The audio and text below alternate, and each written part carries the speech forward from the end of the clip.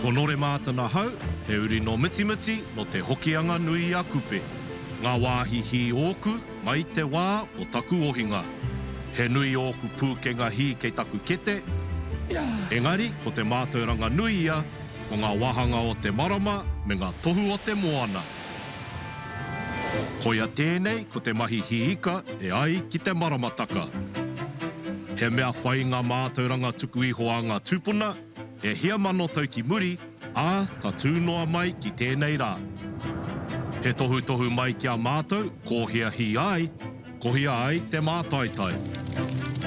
Tēnā koe Tangaroa. Nō reira, tēnei te hiki tapu ai.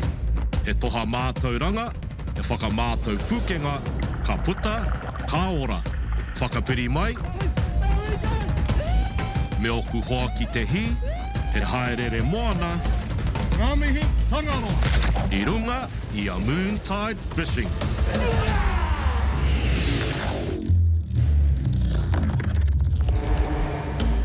E whai ake nei, kei tīkapa moana mātou ko Storme hi tāua no te reo irirangi o Mai FM, me Sam Whatarangi ki te hopu i a rāwa warehenga tuatahi. And then you'll feel them bite and you pull them in. Pull them up? Yeah. Ka tū mātou ki te hopu kōheru hei maunu ora. Ā, he rehi kei te haere ki te kite mā wai te mea tuatahi e mau. Yeah, you on, bro? Yeah, boy. Oh. Tangaroa-ā-roto rises 8 days after Rākau Nui, the full moon, a time of surging energy and a good day for fishing. 1, 2, 3. E tā marama, nau mai anō ki Moontide Fishing, te mahi hika e ai ki te maramataka. Ko Tangaroa-ā-roto e rewa mai ana ki rongo o tāmaki makaurau, tāmaki herenga waka, ā ko ngā kōrero tuku iho e meana, he wāpai tēnei mo te hika. Ā, ko te hopu warehenga, te whāinga i te rānei. E te whānau, ko tai mai, kei konei aku hoa, pai ana ngā tohu huarere, i roto i tēnei wā o Tangaroa-ā-roto, kuri te mātou ki te hi. And so whānau, got the bro Storme here, My FM morning crew. Of course, he wants to catch his first warehenga. And as part of this kaupapa, there was a little bit of a whakataitai competition, bit of a prize. That's how the bro Sam's here. So, brothers, tell me how this all worked out. Yeah, I needed a mate for support, bro. I needed my, emotional player to come along onto the waka with us to catch our first Kingy. And then Sam stepped up to the ranks, but I had to put you through a couple of paces, eh, bro? Yeah. So it was, I heard about it on the radio. They were saying, ring in. You can win a prize, go fishing with the bro Storme. I actually didn't win it at first. Another guy called Amoho, he actually took the win, and then he couldn't make it. So I'm here, but I just want to give a big shout out to the bro Amoho. Sorry that you couldn't go, but now I'm going to be on the fishing show. The bro is like the Stephen Donald of fishing, bro. We had to go through Dan Carter, we had to go through Aaron Cruden, and now we got Beaver here to catch us our first kingfish. Amoho e arohana, but the bro Sam's taking your place. Let's hope he can get on his warehenga. Both of you get on. We're on whānau. Yeah, no, being a little bit optimistic, eh? E mārama mārika nā kuhoa ki te kata. Oh, yeah, so don't pull on those, brothers. Don't pull on those unless you end up in the water. Otherwise, you're good to go. Engari, ka taia rāua te hi.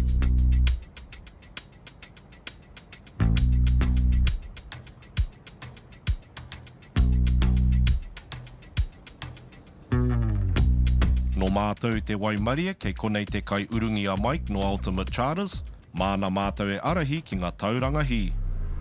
Ā, mā ngā tohu pai o te maramataka, e kore ka hore, ka hopu i a rāwa warehenga tuatahi. Warehenga is our main objective, of course, kai to take back to the whānau. Te whānau kei wainganui mātou i ngā tini mautere o te rohe nei, o te moana nei, ko mea mai te kai urungi, ko tēnei te wāhi, kia hi ake i ngā maunu, hei maunu ora mo te warehenga, ara ko ngā momo koheru, tērā te whainga, and basically going to drop some sabikis and hopefully get on, put those in the live bait tank, take them out, feed them out for the warehenga. Have you done any of this sort of mahi before? A little bit. Yeah. So you've caught liveys. What about you, brother? Well, back home in Gizzy at the marina, you got the wharf, and we used to go out there and just try and catch some little herrings. And then I'd save them and try and feed my cat. Never used it for live bait fish though, so this is a first for me. Oh, the birds are running. Ko ngā tohu e te whānau, ngā manu. So let's get into it. Let's get our livey so we can carry on and get some warehenga. We'll get this dropping down. You just sort of do this, pause it like that. Oh, yeah. And then every so pause it like that. Yep. Oh, you got some already. And then pause it like that. Get some. Oh! Yeah, the Hey, Stormy, eh? Stormy. Oh. Straight away, into it. Bro, Nore, I hope this is a tohu, bro. Ah, yeah, here we go. He te whānau, Tangaroa-ā-roto, drop straight down, bang straight on. The boys are on. Too easy. I'm just going to stand around and watch them for now. Nice little liveys. Where I come from, we call these koheru, but there are also another species that are called koheru as well. These do have another Māori name in other areas. But too easy, bro. Going good. So check this one out, whānau. That's a slimy mac. And another good one for the kingies too, eh? Yeah, bro. Oh yeah, you're on, bro. Too good, brother. Well, whānau, it's going pretty good here. Plenty of koheru coming up, Jack Max. And we're nearly done. Boys are on, Hey. Te āhua nei, ko Sam te toki mo te mahi hi. He oi, he pakanga kei te haere. These little maps. Oh, yeah, here we go. See? They heard the karanga. Oh, a little bit too cocky. Oh, Sammy, you bugger. You gave me the blessings, bro. O e te whānau, kua mutu tēnā mahi. Heaps of liveys, eh, brother? It's going to be exciting, brother. Hard work, eh, bro? Getting a bit of sustenance in for the next part of the mission. From here, we're going to head out. It's another 40-odd minutes to our next spot. The plan there is to start with dropping our liveys that we just caught. Kia tai atu ki reira, ka tukua ngā maunu ora, ko te tūmanako, kei reira ngā warehenga e hia kai ana, ko reira pia ngā tāmure. So we could get tāmure while we're there as well, but our main objective, get the brothers on their kingies. Next spot, here we come. It's kind of a bite of a kite, bro.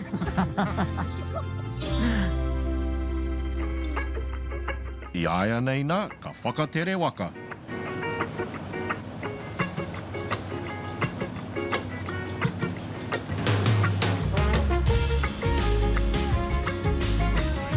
Ka pāhure te whātekau mārima minuti, a ko tatu ki te tauranga huna a Mike.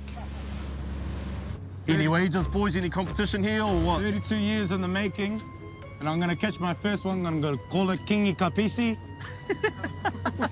and make them get ready to be eaten. What about you, bro? Yeah, well, I've been, I've been blessed enough just to be invited, so I'm going to let you catch one first.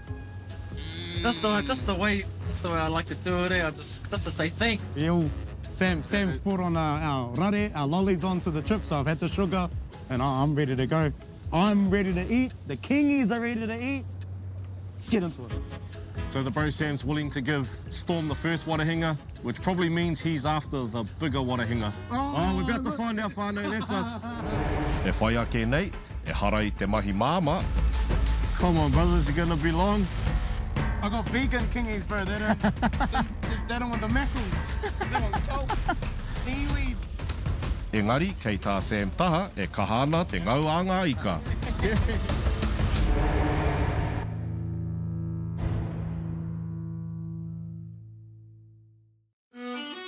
Tangaroa-ā-roto rises 8 days after Rākau Nui, the full moon, a time of surging energy and a good day for fishing.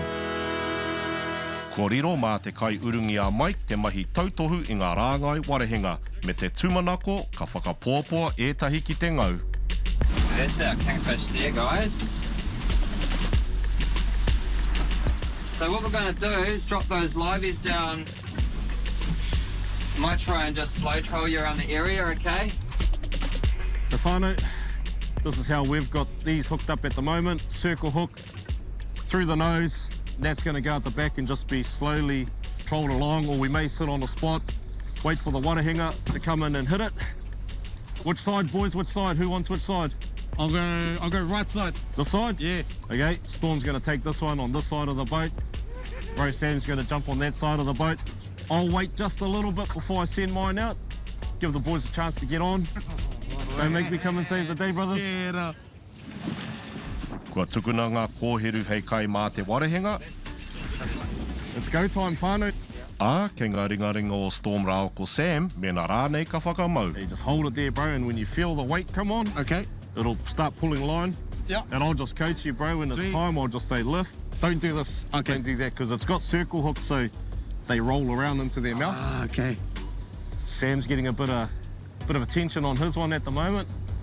Storm's getting none on his at the moment, but that's okay, Kate, to play. It's all right, brother. It's all right. Kōrero, kōrero.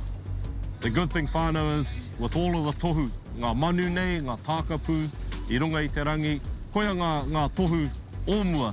Before we had fish finders and electronic devices that could show us where the fish are, we look up into the sky, we see the birds circling, we see them hitting, we see the dolphins, see the whales. We know there's a good chance there's fish there.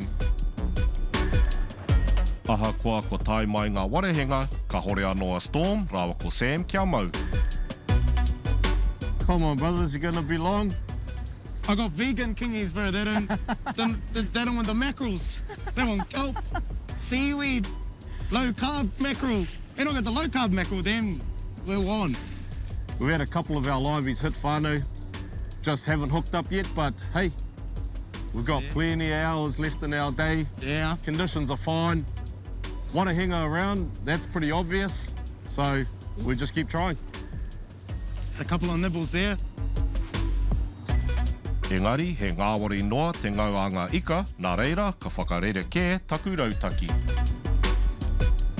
Now I'm going to drop a jig just to see if that might entice the bite more than the liveys at the moment. So the good old blue Edge Octo Speed 290 gram always does me well. I'm going to drop it down, put a spin jigging, see if it's on. Put a sign on the bottom. He pai tonu te whai wāhi atu I o kōwhiringa. Ka taia ngā maunu mētara te whakapōpō warehenga, mā te whakapōpō ka hia kai. Oh, I'm on. Actually, Yeah, I'm on. go Nore! E te whānau. Go Nore! Ko mau te warehenga tuatahi. I think I'm nearly to the surf. It's only a little fella. Oh, yeah. He's right at the back. Had to be Nore. Just wanted to make sure they were here, brothers. Give it here, baby. You want the rod, bro? No, bro, it's yours, brother. Gotta give one back to Tangaroa. He'll be full of beans when he gets on the boat because he's fresh. Like that. They always wake up when they get close to the boat, whānau. Oh, look at that. Too easy. Yeah, Nore! So this whānau, obviously, is a warehenga. Too easy, I didn't even have to handle it. But being undersized, it's got to go back. Being our first fish, it's got to go back to Tangaroa. There you go, boys, they're there. Into it. We're on now. They're there. The master's showing us how That's it. Sometimes Matua's just got to take over, you know. He's got to show the young apprentices how it's done. Now that we've seen it, it's my turn now. Well, you know, bro, I made sure to catch a small one because I want you boys to get those first Yes, yeah. decent legal ones, but they're there. They're Okay. there.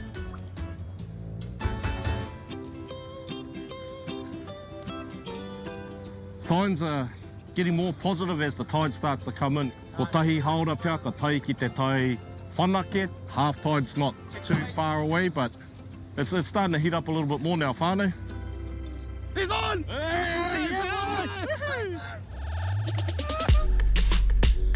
Go. Oh, Sammy. Oh, well, the brothers have had their heart-racing moments. Oh, hang on. Yeah, let it go.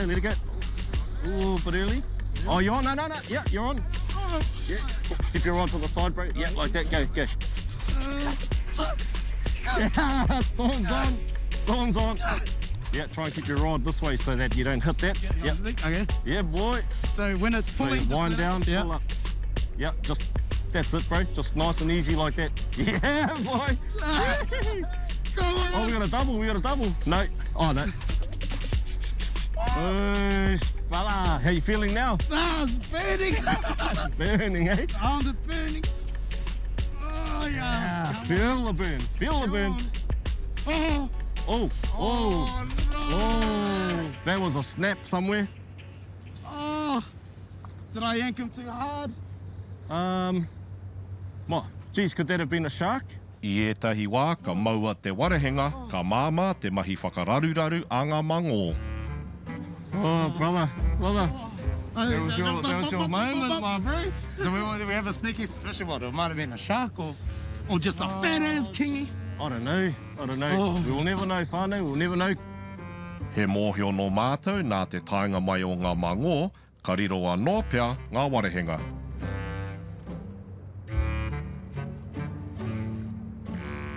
What do you reckon, bro? Show me the... Yeah, lock him in, mate. Yeah, you're on, bro. Yes, the bro's on, Oh, on. Yeah, boy.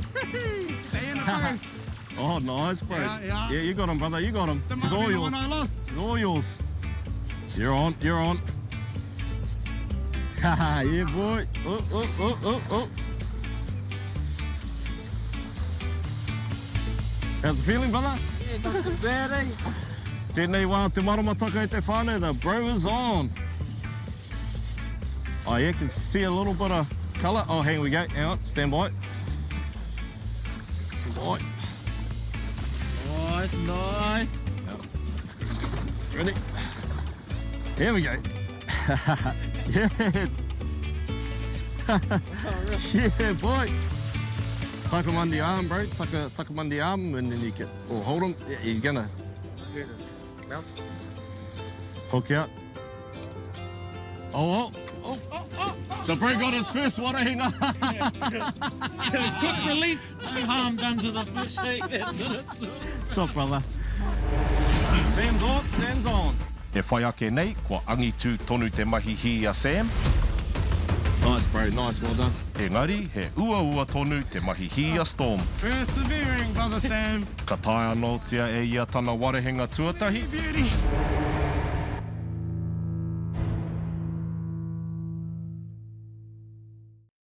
Tangaroa-ā-roto rises 8 days after Rākau Nui, the full moon. A time of surging energy and a good day for fishing. Kei waho o tāmaki makaurau, kei tikapa moana mātou e hi ana. A e aru ana Storme Hitaua no Mai FM, rāua ko Sam Whatarangi i a rāua warehenga tuatahi. E rua ngā warehenga nonohi kua hopu i a māo ko Sam, i a Storme e karawheta tonu ana ki te hopu i tana tuatahi. No, actuals, or you just making them up?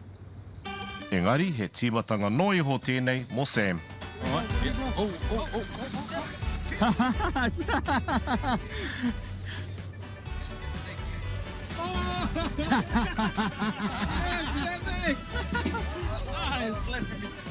Slapping you Use each this one, dude. Oh, titiro mai e te whānau. Nice, beautiful little warehenga. Yep. This one's still just under the size that we need to be able to take him home legally, but beautiful, hard-fighting fish for its size, eh, Ray? Yeah. Quite exciting, eh? Here's away. Shot, brother. Nice, bro. Nice, well done.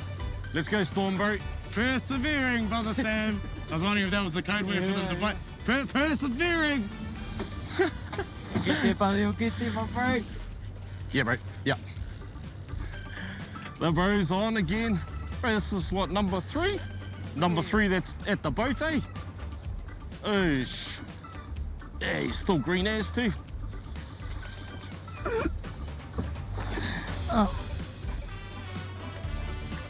Te whānau, bro with warehenga number 3, still a little bit too small.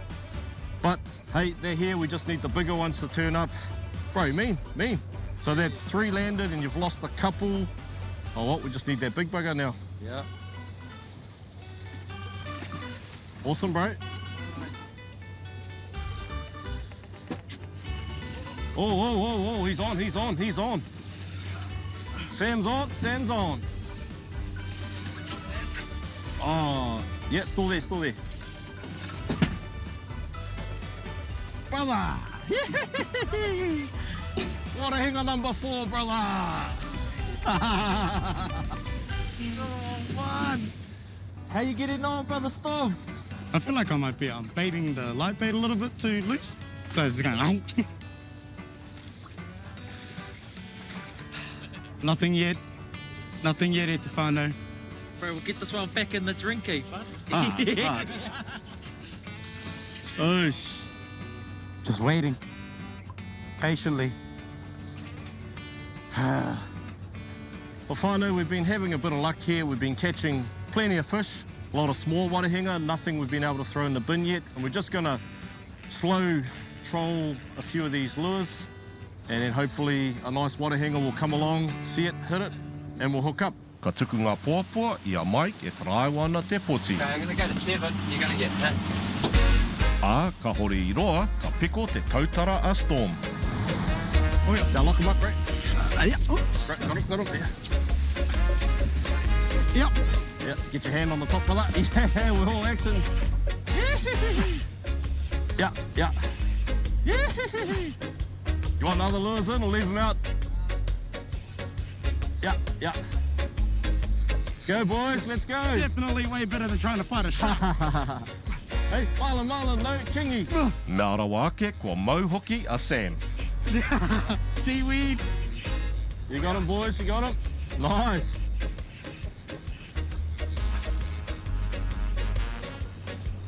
I think so. Were those both the surface lures, eh? Nice. I don't know. Let's go, brothers, let's go, brothers.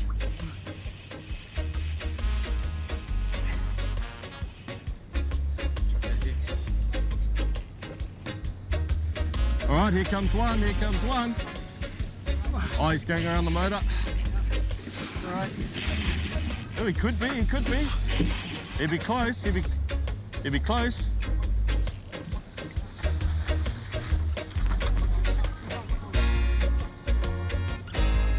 I'm not giving up. Never fold. Never surrender. Sam's already got 5. I just need 1 to call this a successful mission. Yep, we'll put him in the bin so we can get those hooks out.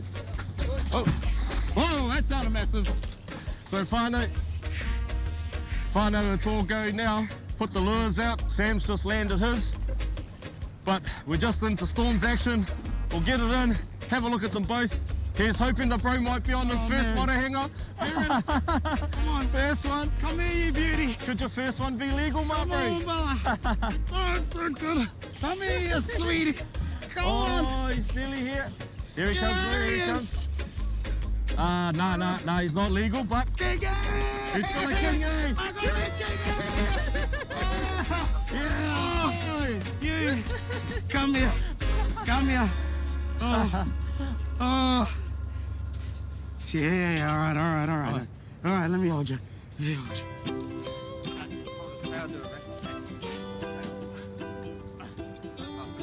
Oh, yeah.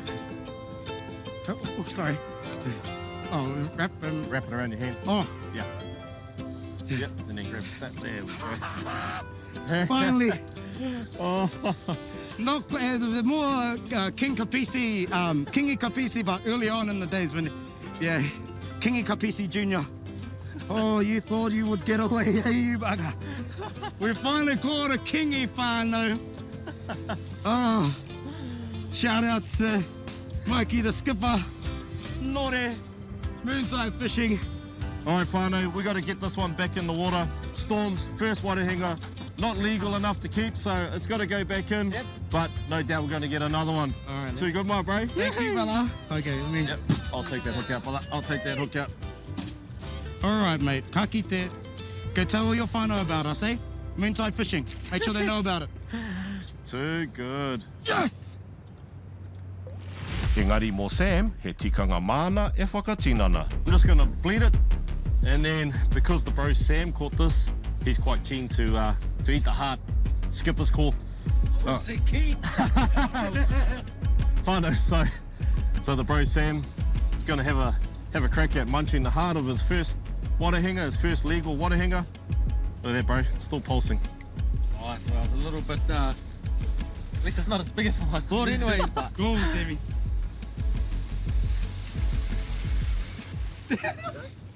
Come on, explain the it's textures. actually pretty nice. It's Yeah. like same sort of texture as like the gristle in a steak. Yeah, but with sort of sushi flavour. I'll give that a solid 9 out of 10. Too good, brother, too good. Hey, eat every part of the fish. That's the one, brother. Come on, on to the next warehenga, boys. Is that us? Is that us? Heart. I want to eat a heart. You want to eat a heart, eh, bro? Oh, we'll get you your heart, bro. We'll get you your heart. Maybe let's have that as the goal now. Yeah, You want to okay. eat a kingy heart? Yeah. You got to catch the warehenga, the Catch kingy. the one. Yeah. All right, that's us. That's us, boys. He kingi ka pisi e kite ana a te wā, Te mahi hika, e ai ki te maramataka. engari mō tēnei wā, whānau, don't forget to like and follow us on Facebook, Instagram and YouTube.